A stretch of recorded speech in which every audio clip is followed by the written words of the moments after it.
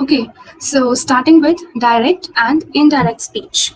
So there are some rules for changing direct speech into indirect speech. There are two types of speech basically, that is direct and indirect. So जब हम इसको पहले rule study करेंगे ना, after that we'll just come to know that what they mean actually. Okay, so first of all, inverted commas and commas are removed. जब हम direct speech से indirect speech में convert करते हैं तो inverted commas and commas are removed. मैं आपको पहले बताती हूँ कि direct speech होती क्या है. Okay, so direct speech ये होती है जब हम I'll just give you an example. We'll take this. He said, drink milk. So we have a line like it's written here. Ankur said, Anjali works hard. So इसमें आप देख सकते हो कि like we provide that line जो अंकुर ने कही, right? जब हम उसको indirect speech में बता देते हैं तो हम commas और inverted commas remove कर देते हैं. So that will come as Ankur said that Anjali worked hard. Okay and basically होता क्या है, इसमें हम कॉमर्स रिमूव कर देते हैं जो कॉमर्स गिवन होते हैं. डायरेक्ट स्पीच में हम प्रॉपरली वो लाइन लेते हैं कि वो क्या बोल रहा है. डायरेक्ट स्पीच इज दैट जिसमें हम बताते हैं कि वो पर्सन पूरे तरह क्या बोल रहा है और किसने बोला. इनडायरेक्ट स्पीच में हम इन्वर्टेड कॉमर्स या कॉमर्स कुछ नहीं रखते हैं, हम डायरेक्टली एक प्रॉपर लाइन क्रिएट करते हैं. So the second rule is that the conjunction that is generally used in place of comma. जो कंजंक्शन है दैट वो यूज किया जाता है in place of comma. Comma की जगह पे कंजंक्शन दैट यूज किया जाता है. So you can see in the example, Ankur said Anjali works hard, लेकिन हमने उसको जो इनडायरेक्ट स्पीच में कन्वर्ट किया तो क्या आ गया, Ankur said that Anjali worked hard. Okay, so going to the further rule, the tense of the reporting verb is never changed. जो टेंस रहता है, टेंस होते हैं जो हम उसका, जैसे यहाँ पे हमारे पास टेंस है works, in the very first example works, and tense रहता है प्रेजेंट टेंस, पास्ट टेंस, ये सारे tenses. Works is are verb actually, और इसमें हम टेंस रखते हैं जो ये प्रेजेंट टेंस में है और पास्ट टेंस में कई से टेंसेस होते हैं. सो टेंस जो रहता है वो सेम रहता है रिपोर्टिंग वर्ब का. रिपोर्टिंग वर्ब इज दैट जो काम कर रहा है वो क्या कर रहा है, work. The question mark and the mark of exclamation are not used in the active. Like जब हम उसमें फर्स्ट सेंटेंस जो हम देखते हैं जो डायरेक्ट स्पीच होती है उसमें क्या होता है, जो हम क्वेश्चन मार्क प्रॉपरली यूज करते हैं. अगर person has asked a question तो उसमें हम क्वेश्चन मार्क यूज करते हैं, एक्सक्लेमेशन मार्क यूज करते हैं. अगर पर्सन ने कोई स्पेशली कोई पर्सन हैरान हुआ है, सरप्राइज हुआ है, so we use the exclamation mark also. So जब हम इनडायरेक्ट स्पीच में उसको कन्वर्ट कर देते हैं हम एक्सक्लेमेशन मार्क्स और क्वेश्चन मार्क्स नहीं यूज करते. The tense of the reported speech is changed in the following condition. जो tense है reported speech का उसको हम change कर देते हैं, उसके लिए कुछ conditions होती हैं. Otherwise हमने थर्ड लाइन में चेक किया कि उसको हम नहीं change करते, लेकिन जब हम change करते हैं उसके लिए कुछ conditions होती हैं. वो conditions को हमने दिमाग में रखना होता है. वो conditions क्या है? If the reported verb is in the past tense, जो reported verb है वो अगर past tense में है, so the reported speech is changed as given below. So you can see that reported speech is changed as given below. Simple present is changed into past continuous. Simple present जो होता है tense उसको हम change कर देते हैं past continuous. Past continuous कौन सा होता है, was plus ing, was verb plus ing. And past में बेसिकली हम लेते हैं ये होते हैं, स्पेशली आपको मैंने बताया हुआ टेंसेस का क्या होता है आपको पता है बेसिकली. सो पास्ट में हम हैज हैड भी ले लेते हैं, हैड प्लस बीन हो जाता है, लेकिन हम जिस कॉन्टिन्यूस की बात कर रहे हैं वो आईएनजी आता है उसके साथ. सो बी ऑप्शन में present continuous is change into past continuous, तो हम प्रेजेंट कॉन्टिन्यूस को पास्ट कॉन्टिन्यूस में चेंज कर देते हैं. Is am verb will be changed as was verb. Present perfect is change into past perfect. Present perfect होता है हैज हैव, पास्ट परफेक्ट में चेंज कर देते हैं मतलब हैड में चेंज कर देते हैं. Present perfect continuous is change into past perfect continuous. Present perfect continuous कौन से होते हैं, जिसमें हम हैज प्लस बीन भी यूज करते हैं, राइट. और पास्ट परफेक्ट कॉन्टिन्यूस कौन से होते हैं, जिसमें हम हैड प्लस बीन यूज करते हैं. So that will be converted to that only. And simple past is change into past perfect again, and past perfect and past perfect continuous remains unchanged. और अगर हमें पास्ट परफेक्ट ही given है या फिर past perfect continuous given है तो वो unchange जो पास्ट परफेक्ट कॉन्टिन्यूस गिवन है तो वो अनचेंज रहते हैं, उनको हम चेंज नहीं करते. Shall, will, can and may are change into would, could, should and might respectively. Shall को हम चेंज कर देते हैं शुड में, विल को कर देते हैं वर्ड में, कैन को कुड में, मे को माइट में. Okay, if the reported speech refers a universal truth और हैबिचुअल फैक्ट. जो रिपोर्टेड स्पीच है अगर वो कुछ यूनिवर्सल ट्रुथ बता रही है, जैसे the earth is round, right. Earth is actually, हम कोई और एग्जांपल ले लेते हैं, जिस तरह कोई यूनिवर्सल ट्रुथ होता है जो कोई नहीं बदल सकता, जो यूनिवर्स का एक ट्रुथ है जो कोई नहीं बदल सकता. Like the sun is hot, तो वो जो यूनिवर्सल ट्रुथ है कि वो है ही है, उसको कोई नहीं बदलता. या फिर कोई हैबिचुअल फैक्ट होता है जो, तो उसमें क्या होता है, जो सिंपल प्रेजेंट टेंस होता है उसको जो रिपोर्टेड स्पीच में सिंपल प्रेजेंट टेंस है वो अनचेंज रहता है, उसको हम पास्ट में चेंज नहीं करते हैं. एज सच हमने जो रूल्स में किया है कि सिंपल प्रेजेंट को हम पास्ट कॉन्टिन्यूस में चेंज कर देते हैं, बट इसमें हम ऐसा नहीं करेंगे. Okay, then the change the words showing nearness from the direct speech to indirect speech. जब हमें now given होगा उसको हम change कर देंगे then में. जब this given होगा direct speech में उसको हम change कर देंगे that में. When here is given we will convert it into there. जब these is given we will convert it into those. Hence is given so that will be converted into thence. And today is given so that will be converted into that day. Yesterday to previous day, come to go, ago to before, and tomorrow to next day. जब आप इन चीजों को sentences में use करोगे, so that will actually create a meaningful sentence. तो आपको समझ आ जाएगा कि why we cannot use now as such. ठीक है, हम now को then में इसलिए change करते हैं कि sentence meaningful लगे, इस तरह sentence भी without meaning लगेगा. Now I'll just give you an example. जैसे हमारे पास यहाँ पे line है, he said ड्रिंक मिल्क, या फिर he said don't drink coffee. Reporting verb ये होता है सेड.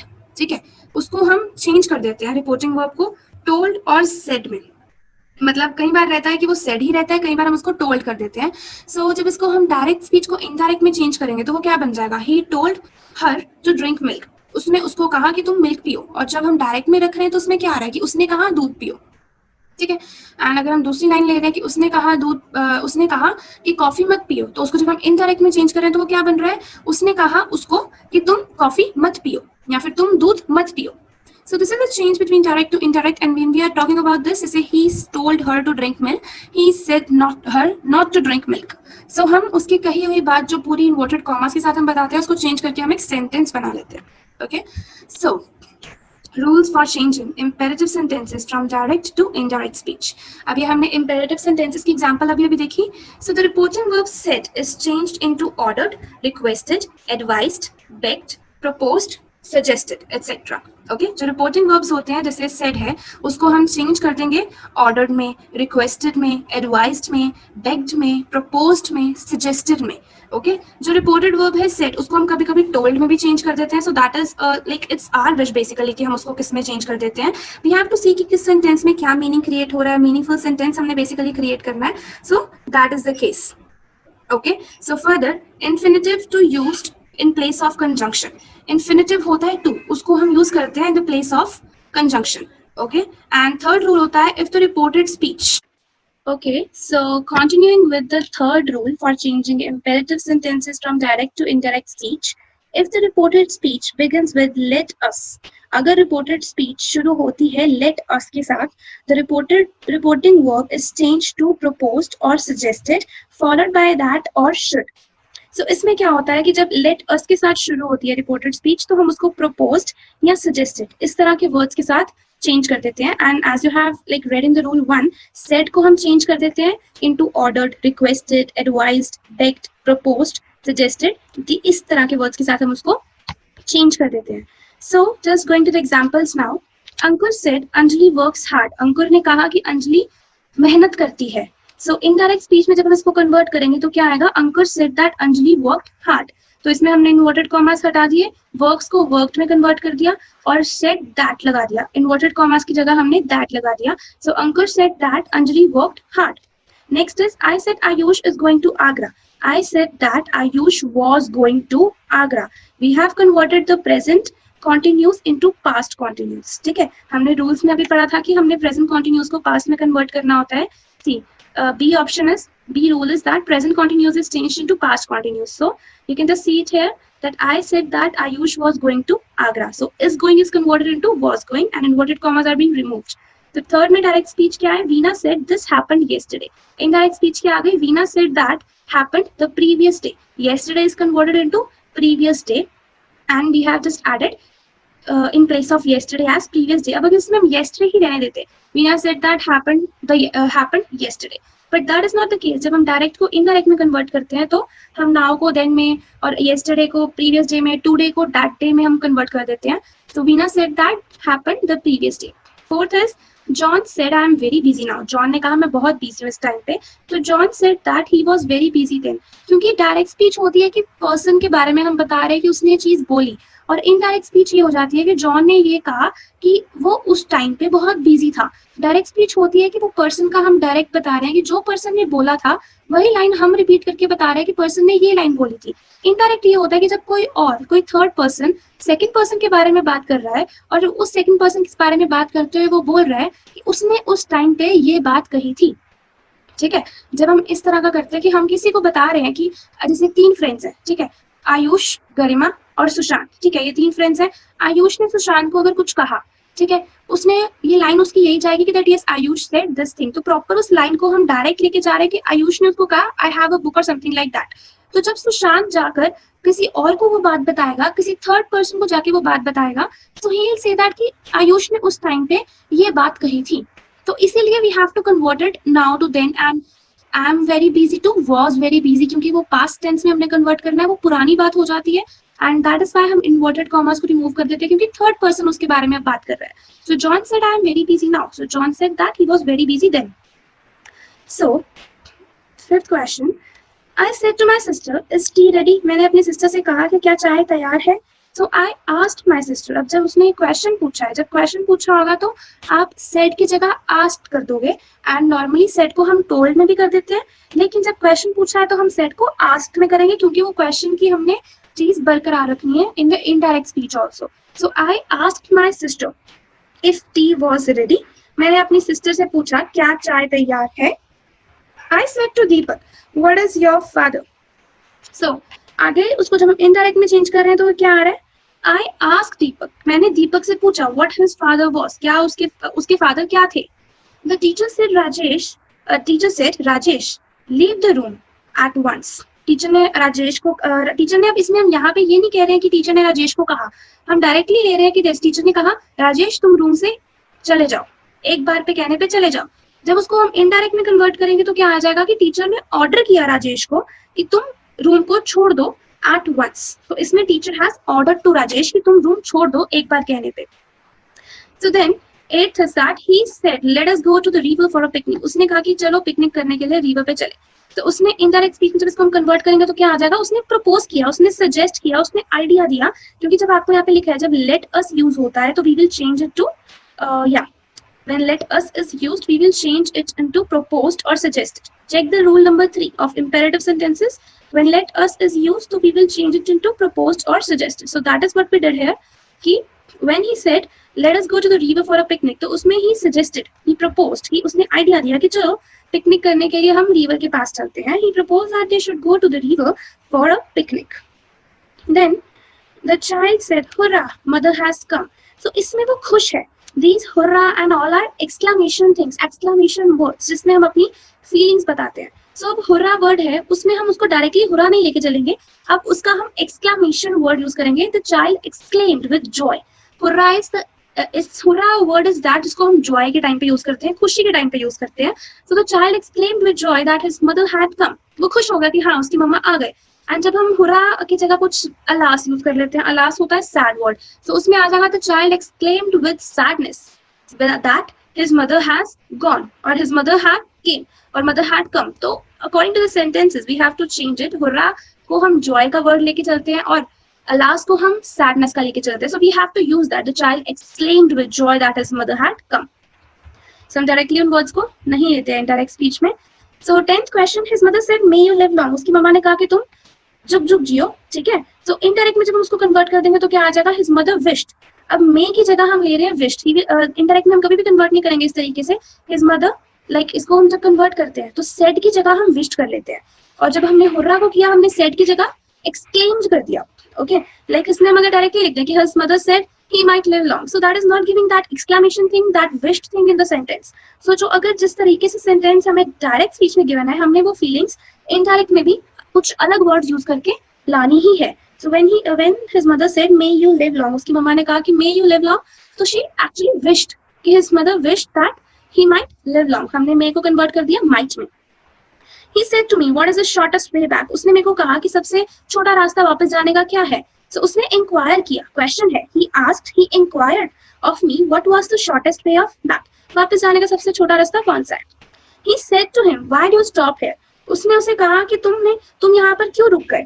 ओके, जब उसको हम इनडायरेक्ट में कन्वर्ट कर रहे हैं तो क्या आ रहा है, he asked him, उसने क्वेश्चन पूछा why he stopped there, he said to me why did you strike me।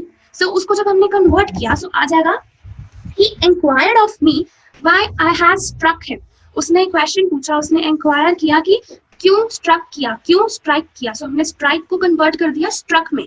He said to his servant, go away at once. उसने अपने सर्वेंट से कहा कि तुम एक बार में चले जाओ, एक बार कहने पे चले जाओ.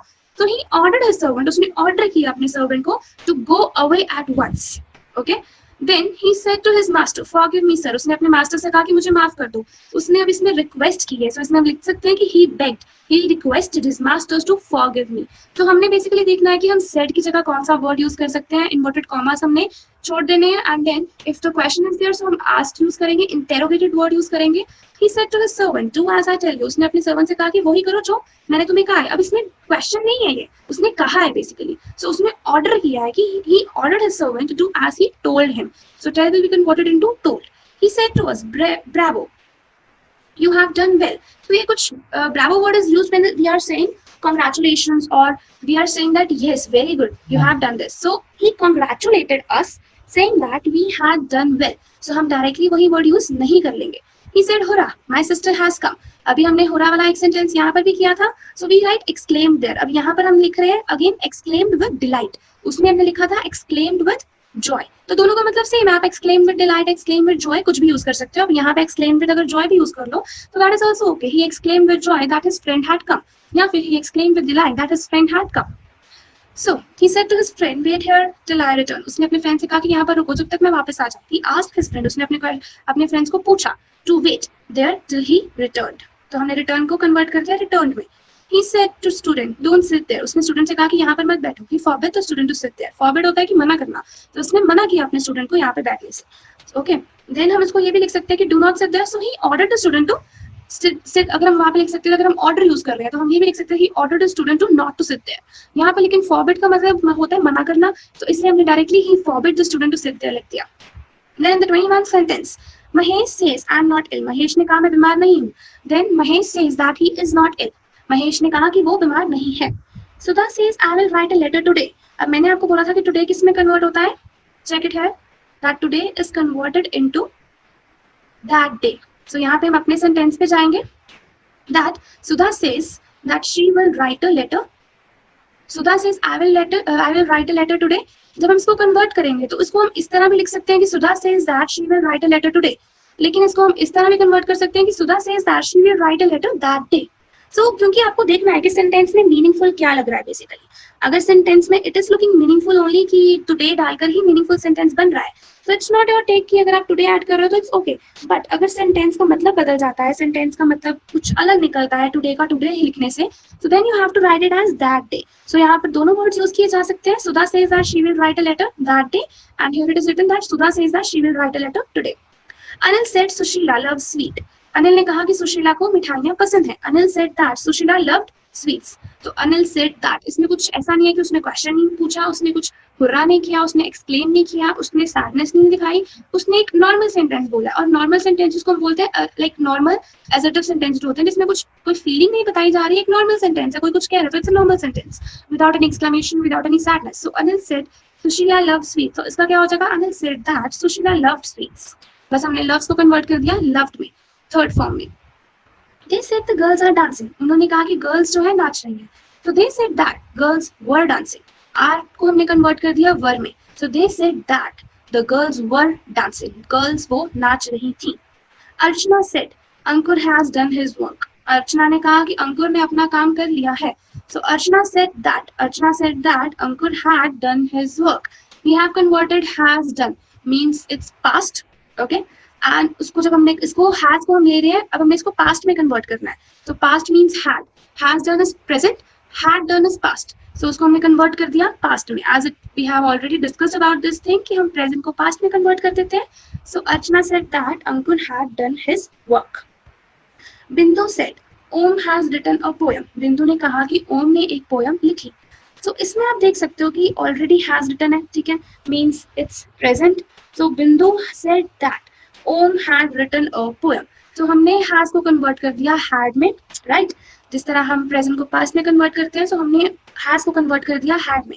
So that is all कि हमने जब भी देखना है कि अगर प्रेजेंट है तो we will convert it into past. अगर first form of the verb है लाइक उसको हमने कन्वर्ट कर देना है थर्ड में, as it's mentioned in the rule.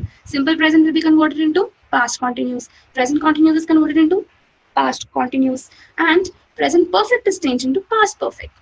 So in the very last sentence, you can just see that कि हमने convert किया है present को past में. So Bindu said Om has written a poem. Bindu said that Om had written a poem. So that is all कि हमने basically किस चीज को किस में कन्वर्ट करना होता है. तो ये बस रूल थोड़े दिमाग में रखने होते हैं एंड सम थिंग्स लाइक कुछ वर्ड्स आपको दिमाग में रखने होते हैं. अगर आप एक्सक्लेमेशन के कुछ वर्ड्स रीड कर लो, जैसे ब्रावो था, पूरा था, so we you know that ये एक्सक्लेमेशन वर्ड्स है, तो आपके लिए इजी हो जाएगा कि एक्सक्लेमेशन वर्ड्स को जब आप कन्वर्ट कर रहे हो आप समझ सको कि किस वर्ड के साथ हमने विद जॉय लगाना है, विद डिलाइट लगाना है, विद सैडनेस और कुछ कोई सैड वाला एक्सक्लेमेशन यूज किया जा रहा है. सो ये चीजें आपको देखनी है कि कौन सा वर्ड यूज किया जा रहा है. So that is all for indirect and direct speech.